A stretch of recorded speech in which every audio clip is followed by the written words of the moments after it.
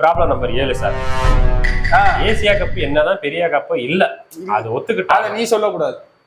சரி பெரிய கப் தான் சொல்லு. Next year T20 world cup வருது.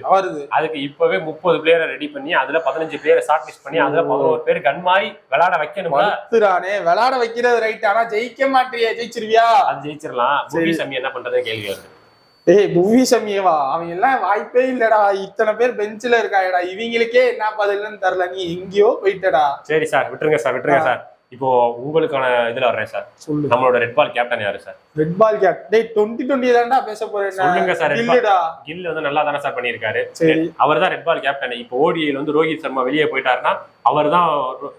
சொல்லல நீங்க சொல்லல, அதான் நடக்க போகுது. என்னதான் அதான் பண்ண போறீங்க, நீ பண்ண போறேன்னு சொல்லி வச்சுக்கோங்க. சரி, கில்லு தான் கேப்டனா வருவாரு. சரி, அப்படி 2 ஃபார்மேட்டுக்கு கேப்டனா இருக்கிற கில்லு T20ல ஏன் வந்து விளையாடக்கூடாது? அப்படி வந்து விளையாண்டா அவர் வந்து ஓப்பனிங் கேட்பாரா, கேப்டன்சி கேட்பாரா? அது சூரியகுமார் யாதவ் கூட சண்டை வருமா, இல்ல சஞ்சு சாம்சன், அபிஷேக் சர்மா கூட சண்டை வருமா? எனக்கு தெரிஞ்சு இதெல்லாம் அவர் கேட்க மாட்டாரு. அவருக்கு பதிலா நீ வந்து கேட்டுக்கிட்டு இருக்க, அது மட்டும் நல்லா தெரியுது சார்.